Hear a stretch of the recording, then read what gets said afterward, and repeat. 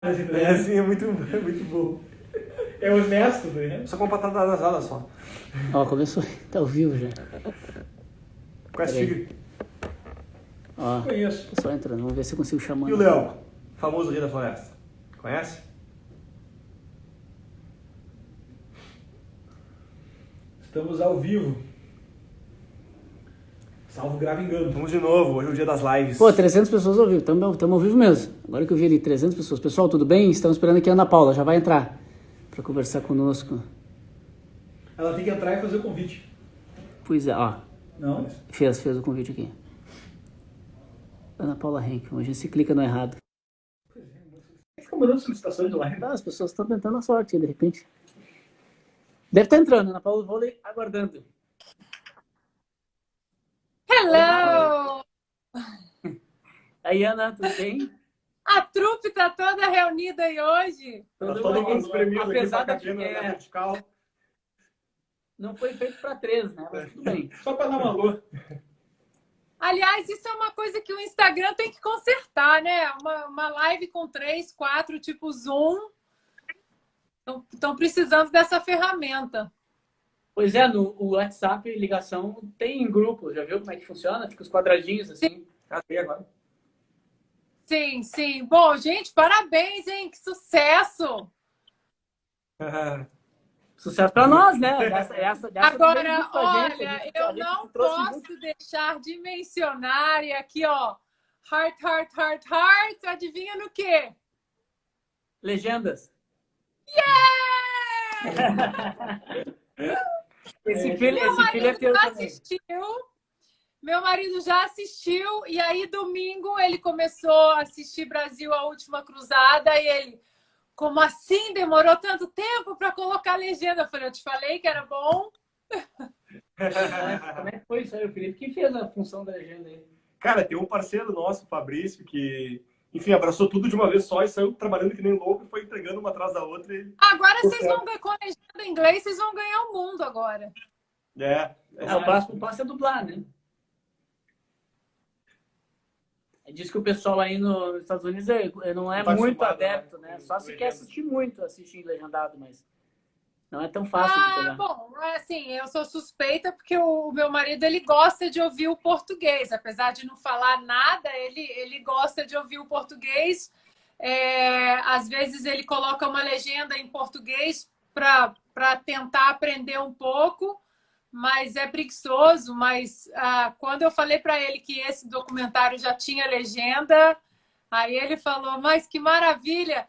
E a parte, né, que vocês falam, Saul Alinsky, o que o brasileiro não tem acesso, ele ficou assim, meu Deus, vocês estão falando disso, não acredito. Ele ficou assim, até que enfim esse nome vai sair daqui e vai ganhar o mundo. As pessoas precisam saber quem é Saul Alinsky. Nossa, que incrível. Que legal. Coisa boa, né? Isso. Incrível. Mas eu tenho uma pergunta, Ana. É a primeira vez que tu participa com a gente de um filme, né? É a primeira vez. É a primeira Como é que vez. foi pra ti? Deu certo? O pessoal te criticou muito ou mais elogiaram? Eu já sou cancelada, então para mim... Mas eu vi bastante gente falando bem ali, mandando, fazendo story, né? Te marcando e tal. Achei muito legal, porque a gente já é próximo. O pessoal gostou. O pessoal gostou bastante. Ainda mais agora, né? Nessa cultura do cancelamento, né? Então... Mas eu tô achando, assim, sinceramente, eu tô achando ótimo essa cultura do cancelamento, porque está expondo muita coisa. A maioria silenciosa está vindo à tona, está pegando em armas que eu digo armas virtuais, quer mais liberdade de expressão, está querendo entender mais quem é John Locke, quem é esse povo que fala vida, propriedade e liberdade, vida, liberdade e propriedade. Então, isso é muito bom, porque está despertando muito, né? Essa vontade de colocar mordaça em todo mundo está despertando exatamente, está dando o efeito oposto, né? Está atiçando a curiosidade das pessoas mais ainda. Pois é, a gente tem público aqui, né? Estão 650 pessoas e tem público nosso e teu, mas talvez o nosso público talvez não, por acaso, talvez não saiba que tu lançou um curso de política internacional, e pelo que eu acompanhei, até pelo que tu me comentou, foi um sucesso, e o pessoal, assim, brasileiros querendo saber a história americana, né? Como é que foi isso, Ana?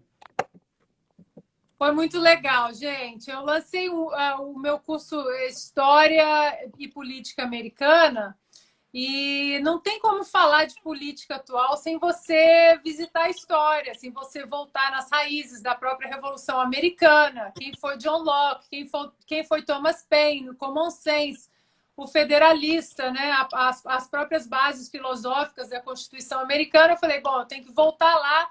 Não tem como explicar que o Donald Trump manda menos do que as pessoas imaginam sem explicar a raiz do próprio federalismo. Então, eu voltei lá. E agora a gente está entrando na fase onde os pais fundadores se tornam presidentes, né? George Washington e John Adams e James Madison. E aí as pessoas agora, assim, eu recebo prints das pessoas comprando Common Sense, das pessoas lendo John Locke, das pessoas falando como assim a gente nunca sabia, nunca soube quem era John Locke.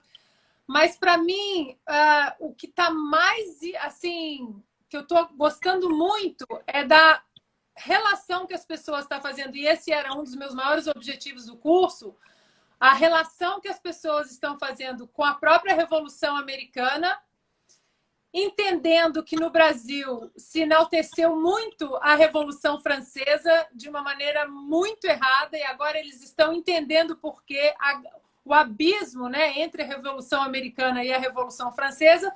E o melhor disso, trazendo esses princípios todos da Revolução Americana e das bases filosóficas da própria Constituição para a realidade brasileira, que era o meu grande objetivo.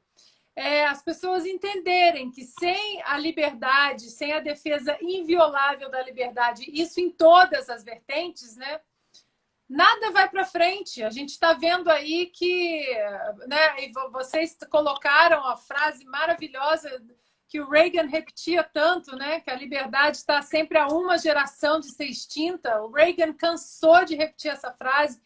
Então, é muito bom. Para mim está sendo gratificante. As pessoas que eu acho que vocês fazem muito bem entenderem que princípios e ideais eles são inerentes a políticos. Isso é apartidário. Os políticos eles são apenas peças do quebra-cabeça que nós temos que usar. Político é para ser usado como uma ferramenta exatamente para o progresso da nossa sociedade. E isso é que está legal no curso, as pessoas entendendo que vai passar Donald Trump, vai passar Joe Biden, vai passar um ou outro, mas que os princípios americanos eles estão aí sobrevivendo, né? E que a América é o último pilar, assim, né, da defesa inviolável da liberdade no Ocidente, e a gente tem que proteger, porque se esse pilar cai, e aqui estão tentando agora, né, derrubar de toda maneira com essa guinada muito louca do Partido Democrata para a extrema esquerda, né? O partido de John Kennedy praticamente não existe mais. Então, a gente tem uma tarefa aí de defender a América no sentido de defender o Brasil também, né? Com certeza, é o último goleiro ali, né? Esses dias eu estava lendo um artigo da CFR, um think tank americano que tem aí, e eles estavam anunciando da seguinte forma, né? O fim do século americano, porque justamente a ideia de que agora, segundo eles, claro, um think tank meio progressista, assim, mas segundo eles, agora haverá uma queda dessa onda conservadora que apareceu, dessa onda far-right, aí, né? E aí vai aparecer, então, a liderança da China e de outras potências no mundo que vão acabar tomando esse espaço, né? E aí eu queria até te perguntar, Ana, tu que está vivendo isso aí mais de perto, a gente acaba tendo várias camadas para interpretar isso aí e tal, por mais que eu tente acompanhar às vezes, como é que está esse cenário para as eleições americanas que se aproximam aí tão perto, né? Até janeiro, a reeleição estava praticamente pavimentada, né? A economia americana estava voando, né? Estava uma das melhores um dos melhores números da história, né? Um dos números mais baixos de desemprego da história entre negros e latinos desde 1969. Os números estavam assim impressionantes. Aí veio a pandemia e aí 30 milhões de desempregados e agora, né, recuperando. Mas se a gente pode ver alguma coisa boa, né, da pandemia, se é que a gente pode, né, ver alguma coisa boa da pandemia, fora que o mundo colocou máscara, mas muitas máscaras caíram também, né, politicamente, ideologicamente. Eu acho que a pandemia expôs para aquele americano, o democrata moderado, que costumava votar em John Kennedy, no partido de John Kennedy, algumas coisas que o Donald Trump, que por mais... ele não é aquele presidenciável, né, que todo mundo sonha, né? Ele tem um modus operandi muito único, mas as coisas começaram a fazer sentido. Principalmente, ele fala há 4 anos que a China vem dominando os Estados Unidos de uma maneira muito perigosa, economicamente, socialmente, de dentro para fora, como Lincoln falava, né? A única destruição da América vai ser de dentro para fora. Os inimigos externos de fora para dentro é muito difícil. Então, a gente vê aqui, agora, recentemente, em Stanford, onde o meu filho estuda, foi presa uma chinesa que estava dentro do laboratório de ciências com associações obscuras com o Partido Comunista da China e falsificou informações para conseguir o visto de estudo ali em Stanford e está presa. Então, isso é né? Uma pessoa em Stanford. Sim. Aí você começa a pegar Harvard, Yale, enfim, Cornell. E aí você fala até onde eles estão aqui dentro. E isso tudo começou a aparecer, porque o bem mais precioso que os chineses querem daqui é a propriedade intelectual, né? Isso foi, inclusive, um dos motivos que o acordo comercial com a China nunca foi assinado, porque o Trump bateu muito forte nessa tecla de cercar e proteger a propriedade intelectual americana.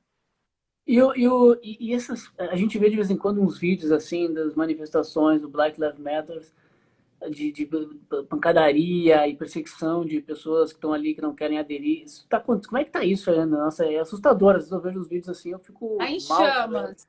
Eu até não vejo mais os vídeos, porque eu já vi vídeo assim de um cara batendo em mulher e tal, que assim... Como é que tá isso aí? Tá em chamas, Henrique. Aqui eu acabei de escrever o meu artigo para a Oeste, que vai ao ar amanhã, e o título é exatamente esse, América em Chamas. Porque a pauta justa do racismo, ela foi sequestrada, né? A gente mostra com dados, isso várias pessoas também, ícones negros americanos aqui, jornalistas como Larry Elder, eles mostram que não existe um racismo sistêmico por parte da polícia, né? Os números não mostram isso, mas a pauta racista, ok, vamos discutir. Só que a pauta foi totalmente sequestrada pelo movimento Black Lives Matter, que é um movimento marxista, e aí não sou eu que estou dizendo, eles se auto-intitulam marxistas. E no próprio site do Black Lives Matter tem um parágrafo que é muito bizarro, que eles falam que um dos objetivos é destruir o núcleo familiar ocidental, onde os seus filhos serão criados pela comunidade. Então, e tomaram conta, aí juntaram com os antifas e estão botando fogo exatamente aí é que está e que a nossa imprensa nunca relata. Das 20 cidades que estão em chamas aqui, 2, né, principalmente, uma é Portland, são todas com administração democrata. Todas. Absolutamente todas. Estado que tem governo republicano ou cidades com administrações republicanas, lei e order, law and order, law enforcement, não tem essa de defund the police, fund the police. A gente pode discutir N movimentos de ter uma polícia que esteja melhor preparada ou melhor treinada. Agora, defund the police, você tirar o orçamento da polícia, as únicas pessoas que serão prejudicadas num movimento como esse são exatamente as comunidades negras, as comunidades mais pobres, porque o rico vai continuar se cercando, o rico vai continuar pagando segurança particular. Então, agora teve um outro evento aqui em Kenosha, né, em Wisconsin, que é um estado, que é um swing state, que vota tanto para republicano quanto para democrata, é um estado importante no caminho da eleição americana, e até então ele estava no caminho democrata, e essa falta de absoluto controle, né? A América em chamas, e nenhuma condenação por parte dos políticos democratas. O próprio Joe Biden, ontem que ele foi falar alguma coisa, exatamente porque os números da pesquisa começaram a cair. Isso aí pode ajudar o Donald Trump na reeleição, né? Os números que estavam até então parelhos, isso pode ajudar um pouco o Donald Trump. É como 1968, né? Em 1968, o Nixon ele estava abaixo ali nas pesquisas, e aí começaram todos esses riots, esses protestos violentos em Chicago. Exatamente, ele veio como candidato do Law and Order, e isso fez com que ele fosse reeleito. Então, eu acho que até aqui na Califórnia, eu tenho amigos democratas moderados que estão cansados disso. Eles vão votar no Trump. Vão. Nossa, interessante. Interessante, não conhecia o fenômeno. A gente está se interessando muito por esse assunto de eleições americanas e tudo, porque eu já tinha comentado contigo no Instagram, numa outra conversa, né? Que a gente está começando a sondar, começando a roteirizar os primeiros esqueletos e tal, de um documentário que a gente quer fazer, uns vídeos que a gente quer fazer, a gente está vendo o formato ainda, para esse final de ano, para as eleições americanas, né? A gente quer fazer alguma coisa. Por quê? Qual é o sentimento que a gente tem? Não chega essa informação aqui no Brasil, né?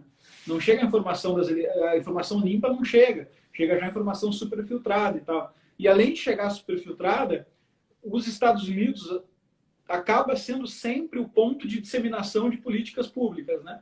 Então, ele acaba sendo sempre a referência. Tá? É só ver agora na super polêmica do STF, né? Em todos os votos do Supremo Tribunal Federal aparecem casos da Suprema Corte Americana. Eles sempre trazem ali para fazer seus intertextos, às vezes polêmicos, né? Discutíveis e tal, mas sempre estão juntando com isso, porque em todos os âmbitos os Estados Unidos acaba sendo um pouco o expoente do Ocidente há muito tempo, né? Tanto essa expressão que a gente estava usando do século americano. E a gente tem bastante vontade de trabalhar nisso. E eu queria saber a tua opinião, Ana Paula, sobre como é que tu vê essa informação que tu acompanha aí nos Estados Unidos chegando no Brasil, né? Na mídia brasileira, como é que repercute esse assunto? Não chega. Não chega. As informações aqui, a gente ainda tem a Fox News, que tem o outro lado, os conservadores e liberais eles dominam bastante o rádio, né? São 30 milhões de ouvintes por dia, e o rádio é ainda um veículo muito pesado aqui em relação à divulgação de informações e notícias. Então, aqui, pelo menos, mesmo sendo uma minoria, o outro lado ainda fala. Você ainda pode escolher o que você quer acreditar. Que eu sempre falo isso nas minhas lives, nos meus textos. Olha, você não precisa acreditar em mim. Você pega a informação que eu estou te dando, faça o seu dever de casa, mas não acredita piamente em ninguém. Pega as informações e vá fazer você o seu julgamento do que você acha correto. Agora, busque as informações. Igual aqui em casa, às vezes eu passo horas futucando os arquivos do FBI, os arquivos do governo, aqueles arquivos que tem uma lei americana que eles precisam ser públicos, mas que eles colocam lá que você tem que fazer uma solicitação para você receber o documento. Então, você fica futucando, você fica direto em cima. Mas você tem acesso. No Brasil, a gente não tem. No Brasil, só um lado fala. E mais uma vez, o motivo de vocês também sofrerem muitos ataques e tentativas de mordaça, né? Porque vocês colocam o outro lado de uma maneira muito incisiva. E eu acho fundamental se vocês fizerem isso, porque o que chega muito pouco no Brasil sobre o que realmente acontece aqui. E quando chega muito distorcido, ou pela metade, ou enviesado. Então, essa semana, há 2, 3 dias, eu não vou citar o nome da jornalista, mas uma jornalista correspondente internacional em Nova York, já está lá há muitos anos, e ela tuitou que o Partido Democrata, e assim, mas prestem atenção, o Partido Democrata é de direita. Então, assim, quem não tem o mínimo de perspectiva do que é o Partido Democrata hoje, do que foi o partido do Kennedy, que era um partido centro-direita, o Kennedy era contra o aborto, o Kennedy era a favor de um corpo militar forte, ele empurrou uma reforma tributária, ou seja, era até mais direita do que o próprio Partido Democrata. Hoje o Kennedy seria um republicano, aquele partido não existe mais. Então as pessoas hoje, os democratas, eles colocam o Kennedy num pedestal, mas eles não falam das políticas que ele defendia. Então eu acho muito importante, porque o Partido Democrata agora, ele deu uma guinada para a ala radical da esquerda, defendendo aborto, em qualquer momento da gestação, voto para prisioneiros da cadeia, assassinos, estupradores, pedófilos que estão na cadeia, políticas de fronteira aberta, taxação de grandes fortunas, enfim, o pessoal está orgulhoso do Partido Democrata aqui hoje em dia. Então, eu acho muito importante que o outro lado comece a falar e mostrar exatamente isso. Eu vejo muito no meu curso, a quantidade de gente que fala: nossa, mas eu não sabia que a KKK era um braço do Partido Democrata. As pessoas, né? Porque a narrativa empurra que racista republicano racista. Então, quando eu explico a história da KKK, eles ficam chocados. Aí você mostra que os 8 primeiros senadores e deputados negros da história americana, todos foram do Partido Republicano. As pessoas não acreditam. Então, hoje em dia, né, com a velocidade das redes sociais, a narrativa fica cada dia mais forte de ser empurrada.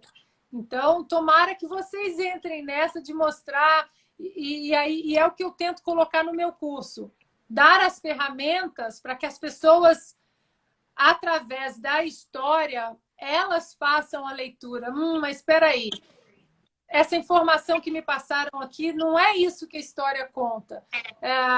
Eu estou encantada, assim, por exemplo, com as pessoas encantadas com a Revolução Americana, né? Com os ideais da Revolução Americana, e que não sabiam, achavam a Revolução Francesa linda, né? A ruptura, os jacobinos, e hoje o que a gente vê? A gente vê jacobinos virtuais cancelando absolutamente todo mundo. Inclusive, eu não sei se vocês viram ontem ou antes de ontem, há alguns dias atrás, Black Lives Matter, junto com a Antifa, montando uma guilhotina na frente do dono da Amazon. A Amazon que doa para Black Lives Matter uma guilhotina. Tem vídeo disso. Eles montando uma guilhotina na frente da casa dele. Nada é mais icônico, né? A guilhotina devorou seus próprios líderes. Eles estão financiando esses negócios aí. Mas eu queria te fazer uma pergunta também, uma curiosidade que desperta aqui. No documentário, o pessoal que está vendo ainda não assistiu, a gente tentou buscar, traçar uma linha, né, da consolidação dessa ideia de liberdade de expressão, né, que foi colocada em prática principalmente com os Estados Unidos, né? E depois isso, digamos assim, perdendo força, né? Isso se desestabilizando. E a gente chega no caso do Brasil, ali a gente tem ali o inquérito das fake news, que, enfim, é extremamente problemático, né? Um modelo meio inquisitorial ali, onde a própria vítima que denuncia, que julga, que condena, enfim. E a gente tem também outra aberração que surge nesse mesmo momento, que é como se fosse uma aceleração desse processo, que é a lei que é chamada de lei da censura, ou lei das fake news, né? Que, ao que parece, pelo menos pelo que a gente apurou ali no documentário, isso foi meio passado às pressas, de uma maneira bem acelerada, no momento que, pelo menos, o Senado dizia que só ia votar coisas relativas à pandemia e tal. Isso, enfim, sem debate nenhum, passou no Senado. A gente apresenta lá os problemas disso. E parece ter uma relação muito grande com essa preocupação das eleições que vem em 2022, que as últimas eleições de 2018, elas, enfim, saíram totalmente da regra, totalmente do padrão que as pessoas estavam acostumadas e quem detinha os meios de comunicação, etc. Então, isso está ganhando uma aceleração como nunca antes, uma espécie de retomar esses meios de controle, né? E como é que você está percebendo isso atualmente nos Estados Unidos, né? Que tem essa tradição muito forte, muito mais forte do que no Brasil, mas que ao mesmo tempo também é um expoente progressista em vários aspectos, né? Como é que eles estão lidando com isso? Eleições agora, final do ano, tem alguma movimentação que você percebe acontecendo e tal, no âmbito jurídico, ou no âmbito, enfim, cultural, dessa coisa de censurar mesmo, de tolir a liberdade de expressão para ter um controle maior das eleições, etc. Tem. Aqui, eu não sei se no Twitter do Brasil tem isso já, mas aqui, como o meu Twitter é americano, aqui já tem uma ferramenta que quando você denuncia alguma conta, aparece ali várias opções, né? Tá fazendo bullying, tá isso, tá aquilo. E agora tem uma nova opção, que tá falando alguma mentira sobre as eleições, é uma coisa assim. Então, quem é que vai definir isso? Quem vai definir o que é mentira ou não ali? Aí você denuncia a conta, tem essa opção aqui. Vou ver se eu consigo abrir aqui para vocês. E aí é uma loucura, porque como é que você vai definir o que é uma verdade, o que é uma mentira? Especialmente porque, eu não sei se vocês sabem, mas o Partido Democrata está empurrando muito o voto pelo correio, que já demonstrou, né, esse sistema já demonstrou, através da história, que é um procedimento fraudulento. Existem casas recebendo 2 cédulas, a mesma pessoa. Existem casas que não estão recebendo cédulas, mas recebem o boletim de que votou, né? Lá você votou e a pessoa não votou. Então, existe essa preocupação muito grande, porque estão falando em coisa de 50 milhões de cédulas sendo enviadas. E o problema aqui com o federalismo é que cada estado toma conta da sua eleição. Então, o Trump, nessa área jurídica, em relação a isso, ele já contratou mais de 100 advogados exatamente para ficar de olho. E o que a gente vai ouvir nessa eleição, independentemente de vai ser, foi roubado. Isso aí, se vencer o Trump, se vencer o Biden, vai ser não, porque essa eleição foi roubada. Eu vou ver se eu acho aqui para vocês, quer ver? Quando você denuncia. Aumenta o risco das prerrogativas para as rupturas, né? Uhum. Porque eu acho que o que nos Estados Unidos é que a Constituição, a estrutura tá tudo muito bem estruturado lá, né? A gente estuda a história, a gente admira a história e tal. E o que a gente vê são as rupturas. No Brasil é meio contrário, no Brasil já está mal montado e não funciona bem. Mas eu acho que um negócio desse, uma eleição dessa forma. Quando você coloca aqui para você reportar um tweet, a penúltima diz assim: a pessoa, que é o tweet que eu estou reportando, né? Ela está misleading. Como é que é misleading? Ela está desvirtuando. It's misleading about a political election or other civic event. Aqui, ó. Mas isso tá no tweet da pessoa? Tá marcado no perfil dela? Eu peguei um tweet qualquer aqui e fui reportar. Entendi. E agora tem essa opção. A pessoa está desinformando a paz cívica. Uhum. Eu acho que vai... de novo, né? Falamos ontem, hoje aqui mais cedo, tivemos a live com o Lacombe e falamos dessa questão da nossa dependência dessas ferramentas. No final das contas, o mundo inteiro ficou na mão... Quer dizer, a comunicação de boa parte do mundo ficou na mão de 3, 4 empresas, ou não, 2 empresas? 3, 4. Google, Facebook, que mais? E o Twitter? WhatsApp não. O WhatsApp do Facebook. Né? Do Facebook. O Twitter não é de ninguém, né? Google, Facebook e Apple. E Apple. Quer dizer, 3, 4 empresas de uma forma, de uma hora para outra, acabaram dominando toda a comunicação entre as pessoas, pelo menos no Ocidente, né? E isso é novo no mundo, né? Isso é novo no mundo, né? Acho que em alguns países já havia acontecido. A Globo dominava, de uma certa forma, a comunicação aqui. Mas eles tinham também o domínio da fonte. Agora eles iniciaram os negócios deles com prerrogativa de serem redes abertas e livres e tal. E agora vem a mosquinha do poder, a mosquinha da centralização de poder, fazendo ali a tentação com eles de que eles podem mudar o rumo da história, né? E daí acho que eles estão tentando botar a mão nesse negócio, mexer. E eu acho que a única, cá entre nós aqui, pessoal, a gente não pode ficar só esperando que eles botem a mão na consciência e não interfiram, etc. Eu acho que a população tem que se mobilizar no surgimento de novas... A gente vai lançar o aplicativo até o final do ano, né? E aí vocês todos têm que baixar, trazer para o seu celular o aplicativo. Mas outras, qualquer iniciativa que surja, né? Tomara que surjam boas iniciativas, porque às vezes surgem umas redes sociais que não são muito boas, né? De usar e tal, acaba que não vale a pena. A própria plataforma da Renata Barreto, ela foi criada onde eu coloquei o meu curso, a Cursology, né? Ela foi criada assim, correndo, porque a Hotmart começou a expulsar, avisou que ia começar a expulsar todo mundo, os conservadores e os liberais de lá. Então, a gente tem que criar novas ferramentas e vocês tendo a plataforma de vocês nesse sentido vai ser maravilhoso. Por isso que eu acho que o Trump fez em relação ao Twitter foi uma jogada de mestre fabulosa, porque a lei, em relação a essas plataformas, a lei protegia as plataformas no sentido de que as plataformas elas eram publishers, elas eram apenas quem publica.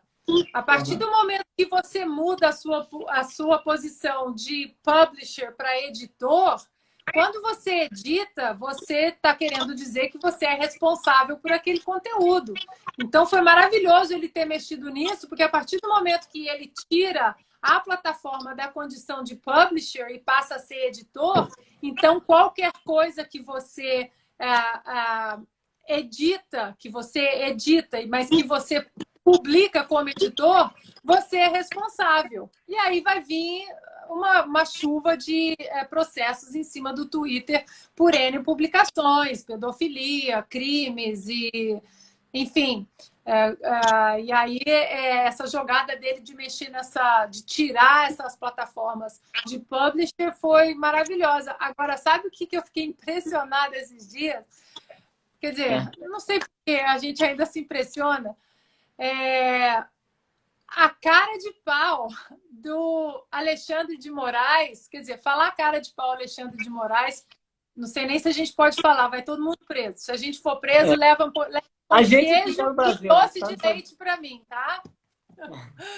Mas ele citando James Madison, né, que é o pai da Constituição americana, que um grande defensor da liberdade, ele citando James Madison sobre o controle que os pais fundadores aqui nos Estados Unidos tiveram, que eles não queriam uma democracia pura, então eles tinham medo da tirania da maioria. Só que ele jogou isso de uma maneira tão vazia, sem falar que isso não funciona numa república. E eles estavam fundando uma república constitucionalista. Eles não estavam fundando uma nação baseada na democracia pura. Então, ele jogar isso para um país que vive da democracia pura, do voto popular, eu achei de uma baixeza assim, tremenda.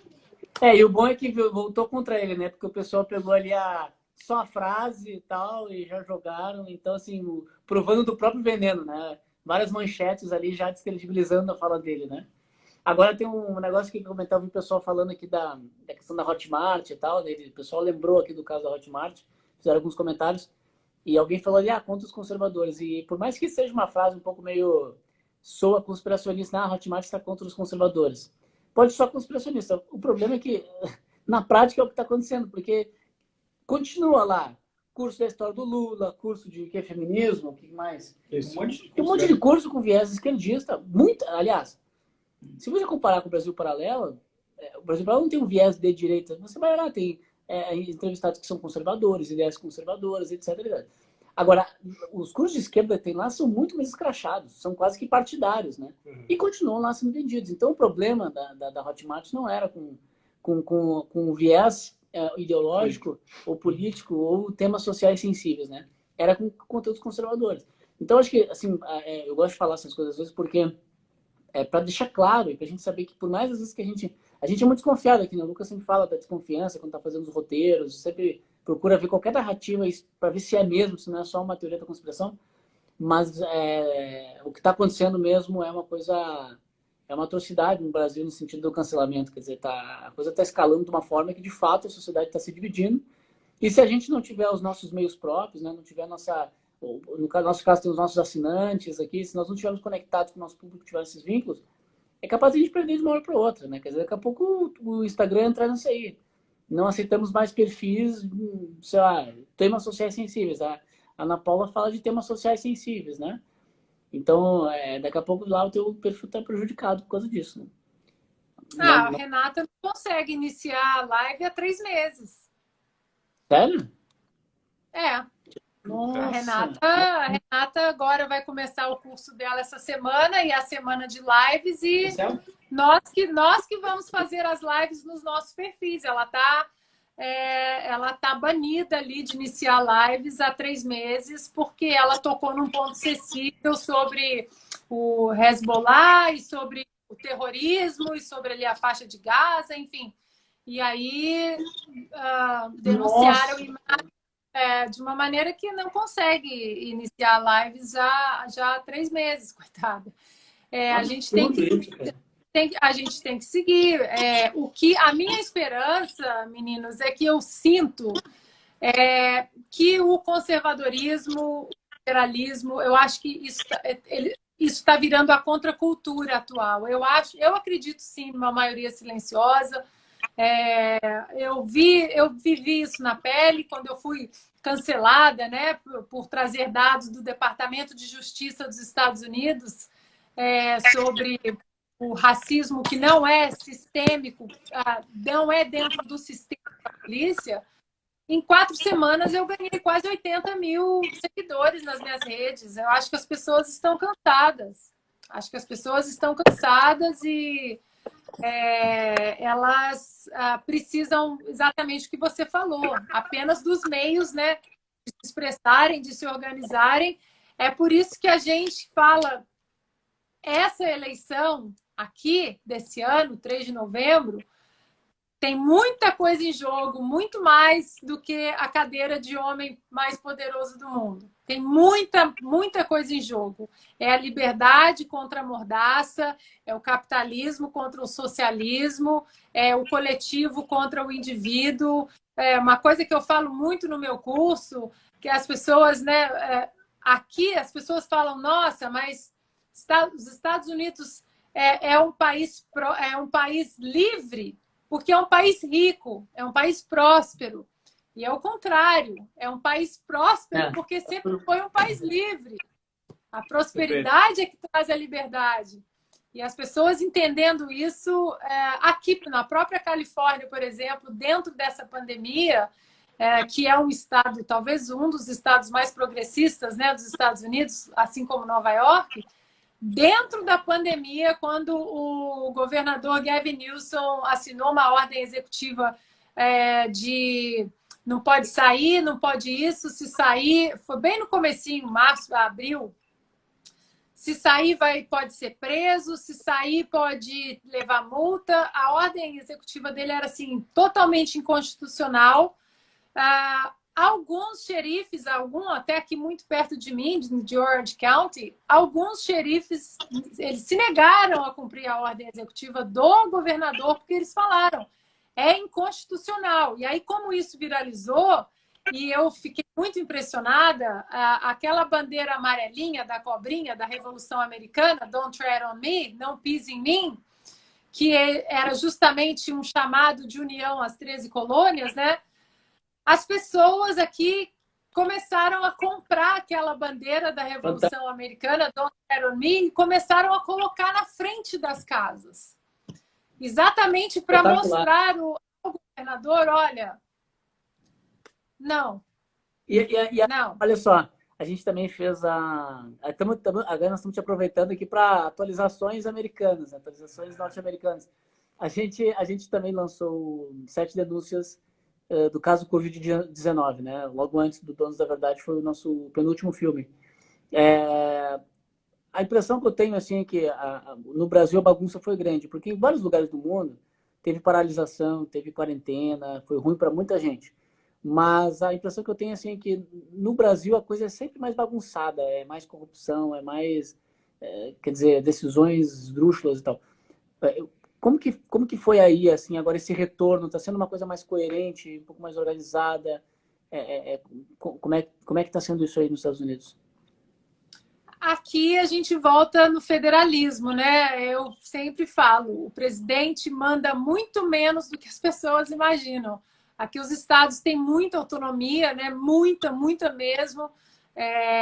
A 10ª emenda ali da primeira, né, do Bill of Rights, né, da Declaração de Direitos, a 10ª emenda foi exatamente para sacramentar essa autonomia e essa independência dos estados. Então, a gente vê alguns estados queimando aí com esses protestos, né? Bairros inteiros pegando fogo, e o Trump não pode fazer nada. Se o governador não chama a Guarda Nacional, o Trump não pode fazer nada, o presidente não pode fazer nada. Então, dentro da pandemia, houve muita discrepância de um estado para o outro, né? Mas o que começou a se debater aqui era por que um estado de Nova York, né, super populoso, uma densidade demográfica muito grande, né, isolando, máscaras, fechando, distanciamento, mas um estado como Montana, que tinha 40 casos em 2 meses, por que aquele estado inteiro também estava fechado? Então, aqui, durante a pandemia, houve uma tentativa de empurrar o federalismo para debaixo do tapete. Não, tem que fechar o país inteiro, os próprios democratas, né? Tem que fechar o país inteiro. E a gente está vendo que nos estados republicanos a curva está caindo um pouco, as pessoas estão isolando aqueles grupos sensíveis, os grupos de risco, as aulas estão voltando aos poucos, se fala na economia, porque a gente não pode... Uma coisa que a gente sempre traz aqui para o debate, né, que eu sempre falo muito nas minhas lives, a gente não tem que falar ou isola todo mundo, lockdown absoluto, ou libera todo mundo. Não existe isso. Numa pandemia histórica, a gente tem que tentar combinar as duas coisas. Há um estudo da Universidade de Oxford, que foi publicado pelo Jornal de Psiquiatria... Jornal de Psiquiatria de Oxford. Logo depois da crise de 2018, aquela crise global, né, econômica, eles fizeram uma pesquisa sobre os suicídios. Eles encontraram um aumento de 220% nos suicídios econômicos. 12 mil suicídios econômicos que eles acharam entre Estados Unidos e Europa, exatamente nessa condição da pessoa falir, não ter o negócio fechar, negócio de família fechar, não ter como colocar comida, né, na boca dos filhos. E esse estudo agora apareceu de novo, exatamente para acender esse debate. Olha, não é para liberar todo mundo, existem novas regras sanitárias agora, mas o novo normal não pode ser esse novo normal que os protótipos de tiranetes estão querendo. Né? Um novo normal onde se isola todo mundo, e Nova York ficou comprovado, né, que a receita de Nova York de deixar todo mundo em casa, muita gente pegou a Covid dentro de casa, nos próprios hospitais ali, né? Teve o caso do hospital lá do centro, né, de idosos, 10 mil mortes, ninguém saiu de lá e morreram 10 mil. Então, a gente tem que tentar trazer o debate inteligente né, da economia, do lockdown, do distanciamento. E aqui, a Califórnia está num abre e fecha, abre e fecha, abre e fecha. O Texas já abriu um pouco mais, Montana já abriu um pouco mais. Aqui a gente sempre tem que É igual quando as pessoas falam, quem está na frente na corrida eleitoral? Eu sempre falo, tem que olhar o Estado, não tem como ver tudo. Perfeito. Tem bastante gente aí, né? E eu vejo que tem umas pessoas entrando dando oi. Eu queria aproveitar também, assim, tanto para os nossos seguidores quanto para os da Ana Paula. Nós lançamos, né? Então, no início do ano, Pátria Educadora, são 3 episódios, uma trilogia para quem assistiu sobre educação, né? Um documentário gratuito. Depois lançamos 7 denúncias do caso Covid-19, ou seja, é um filme, né, de quase 2 horas, né, sobre a crise toda do coronavírus, né, e com 7 denúncias sobre... 7 denúncias que basicamente são riscos que a gente corre enquanto sociedade, também gratuito lá no nosso canal. E agora, recente, esse mês, lançamos Os Donos da Verdade, que é um filme sobre a liberdade de expressão, sobre o que vem acontecendo, sobre essas questões todas de plataformas, de redes sociais, sobre as questões essas do inquérito do STF e etc., fake news e tudo mais, com a participação da Ana Paula, falou bastante sobre a tradição americana de liberdade de expressão, as diferenças, né, mas que mesmo assim o avanço por lá ocorre, enfim, gratuito também no nosso site. E agora estamos numa maratona, aí, lançando desde a semana passada uma série de 11 episódios com o perfil dos ministros do Supremo Tribunal Federal, né? Uma série praticamente uma série jornalística, né? Uma série muito simples, episódios curtos de mais ou menos 10 minutos, com informações com a biografia, com informações sobre pessoas públicas, né? Ministros da Suprema Corte. E muita gente falou, poxa, coragem de vocês fazer isso e tal, vocês não têm medo da Polícia Federal, etc.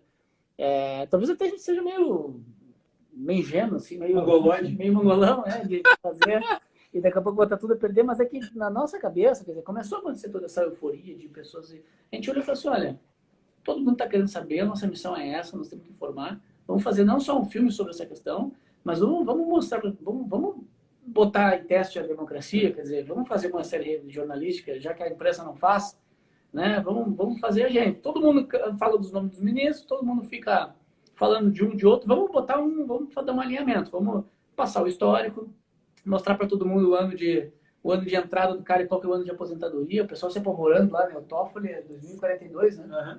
O Toffoli só se aposenta em 2042, gente, e não tem o que se possa fazer.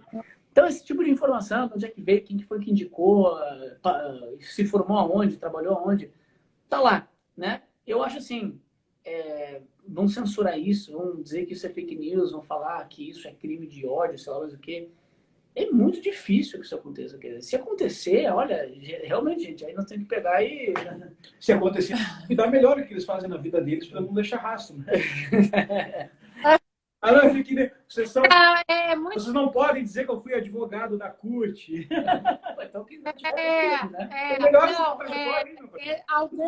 Eu confesso que alguns perfis, eu mostrei aqui em casa, mas o meu marido já conhecia, os personagens, eles já são conhecidos, porque aqui em casa o meu marido acompanha, não só ele, mas alguns amigos, e tem um professor da UCLA também, que eles acompanham a política brasileira como uma série de TV. Às vezes eles me mandam mensagem assim, o que aconteceu hoje? Aí eu conto o que aconteceu. E eu já ouvi, tanto do meu marido quanto de amigos, quando eu acabo de contar, eles olham assim, acho que você traduziu errado. Não. Eu traduzi errado, não. Quando dá uma manchete, chega a dar uma adrenalina, porque a gente já sabe que o grau do absurdo do Brasil é tão grande, e já chega lá, opa, o que aconteceu? Quem matou? Quem caiu? Qual foi o rolo? Porque a coisa é tão grande.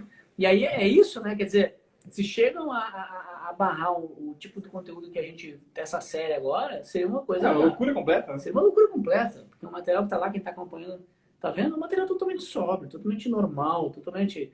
Né? Alguém poderia dizer, mas tem um recorte. Pô, mas uma edição sempre tem um recorte. Queria o quê? Que a gente contasse a vida inteira do cara? Não tem como, né? Outra coisa, né? Mas tem muita coisa ruim dos caras, não tem coisa... Olha, não tem coisas boas. O papel da mídia, né? E a gente como uma empresa, uma nova empresa de mídia, uma empresa da nova mídia, sei lá como chama,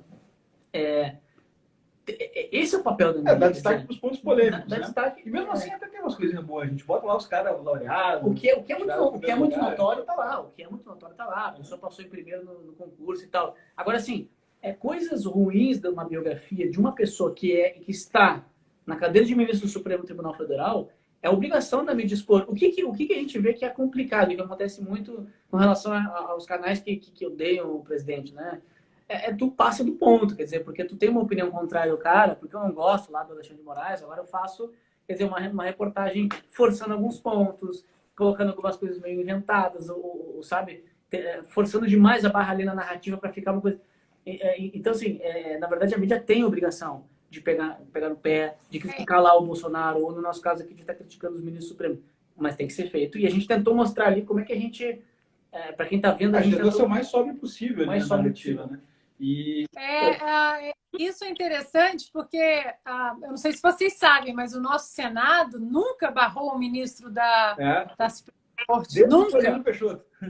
Nunca. Nunca. E aqui nos Estados Unidos acontece direto.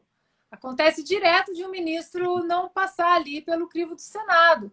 Então, isso tudo que vocês estão fazendo, e por isso que essa série de vocês é maravilhosa, e o meu curso também tem esse intuito.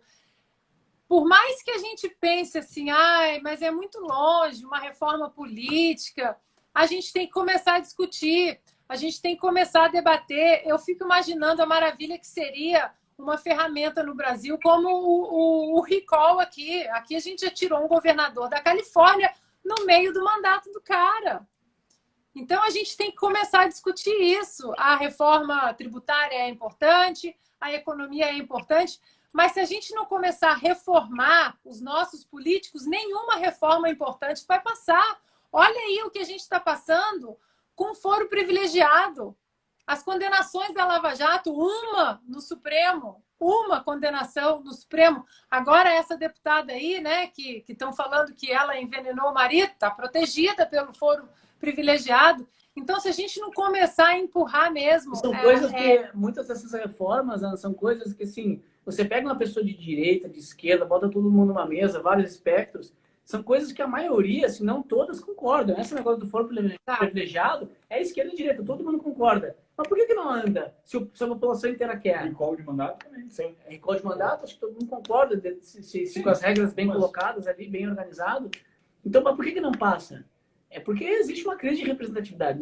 Quem está lá não representa, quer dizer, ele está defendendo, está se defendendo assim. E outra coisa, tem que entender também como construir essas instituições de forma que sejam respeitadas, porque a gente já tem leis bem escritas ou instituições com regras positivas que não funcionam. No caso do STF, tem 2 critérios indispensáveis, inegociáveis para ser ministro do STF. Conduta ilibada, notório saber. O que é conduta ilibada? Qual é a definição do dicionário de ilibada? Intocado, sem mancha, sem questionamento. Eu acho que quando a gente olha para um perfil que o outro lá, nós vamos direcionar aqui o foguete, mas quando nós olhamos para um perfil que o outro lá, pode não ser a pior conduta, sei lá, é questionável, mas ilibada não é. Né? Ilibada, assim, sem polêmicas, não é, entende? Talvez o cara seja inocente, tudo bem, é um outro ponto a discutir, mas não cumpre o critério de ilibada. E o segundo ponto do notório saber, esse aí é escrachado, até os juízes ficam horrorizados com a situação, né? Porque tem cara que não passa em concurso de 8 níveis abaixo da magistratura, de juiz local, estadual e coisa assim, foi nomeado para o STF, né? Tendo reprovado várias vezes em concurso. Então, como é que construiu essa ideia de notório saber e conduta ilibada em cima da mesma pessoa que foi indicado, para pegar o caso do Toffoli, né? Ele foi indicado em plena polêmica do Mensalão, pelos caras envolvidos com o Mensalão, tendo sido advogado da CUT, advogado de campanha do PT, tendo já sido processado por ilicitude financeira no escritório que ele já tinha, ou seja, já de conduta ilibada, tendo reprovado 2 vezes para concurso local de juiz, sem mestrado, sem doutorado, tudo mais. Assim, não, qual é o subsídio que está sendo utilizado para apontar o doutor saber e para montar a conduta ilibada? Então, a gente tem que fazer as coisas funcionarem. No final das contas, o sistema está... Quer dizer, assim, a Constituição dos Poderes no Brasil está mal escrita, está mal organizada, não funciona mais. Tem prazo de validade. E acho que a população tem que começar... Não é mais respeitável, né? Não é respeitável e não funciona e não vai funcionar. Quer dizer... Não, e você vê agora eu acho que aqui ainda funciona um pouco melhor ainda os freios e contrapesos, né? Os checks and balances, quando o judiciário tenta legislar. Acho que aqui ainda existe um pouco mais. Aqui, quando existe um ativismo judicial, acho que ainda é exceção. No Brasil, não, virou a regra, né? Mas a gente vê a vontade que o STF hoje tem de legislar, você vê, é uma coisa assim, desde o aborto, agora cotas, ao tal do TRF6, e o Supremo que mete a mão numa Assembleia Estadual, como meteu a mão no impeachment, né, lá na decisão unânime da Assembleia Estadual do Rio de Janeiro, em relação a iniciar o processo de impeachment. Não era nem empichar o Witzel ainda, mas iniciar um processo de investigação, onde ambas as partes vão poder falar e ele vai poder se defender. Não, vem o Toffoli e mete a mão numa Assembleia Estadual. Então, a gente tem que começar a anotar isso tudo aí, a gente tem que começar a tentar empurrar uma reforma política, e é o que eu falo para as pessoas. Rede social, é bom? É. Hashtag, é bom? É. Mas pega o telefone, liga para o gabinete, enche o e-mail, lota a caixa postal. A gente não pode... a gente tem que usar contra esse afronte que eles fazem à nossa Constituição e a nós mesmos. A gente tem que usar mais democracia e mais Constituição. A gente tem que usar exatamente os mecanismos que nós temos contra os abusos que eles colocam todo dia para a gente. Eu fico imaginando, e eu quero fazer um capítulo, vou ver se dá para fazer um capítulo dentro do meu curso, sobre o juiz Antonin Scalia. Não existe. Hoje a gente vê, né, um juiz que era textualista ali, né, que era contratualista, é o preto no branco, é o que está ali na lei. É o que o Ferrugem falou, a gente não precisa mais de leis, a gente precisa reinforce, né, the laws, a gente precisa aplicar as leis. O problema é que hoje, e eu até falei no documentário, nós temos 11 constituições no Supremo. A gente não sabe o que vai sair. Aliás, não são nem 11.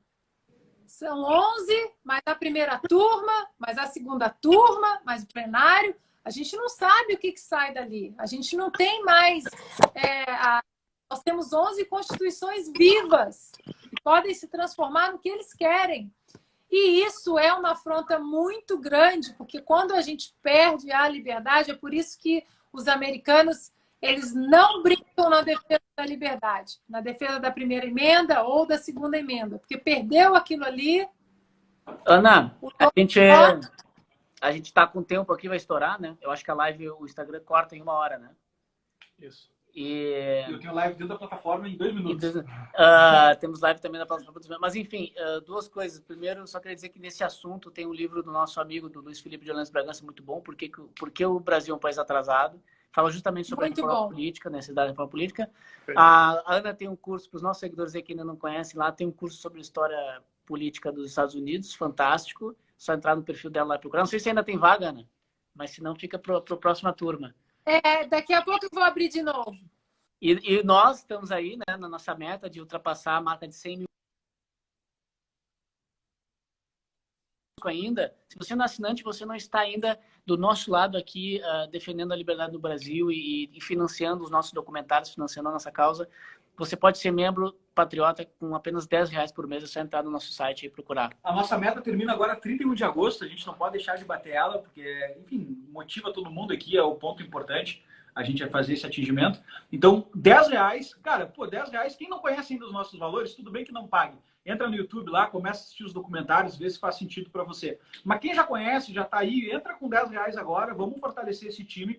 Vamos ser mais de 100 mil pessoas unidas, que é isso que nos dá força para poder fazer documentários como esse, sem ter medo de ser calado, né? E só é importante comentar... R$10 não é nenhum... Vamos lá!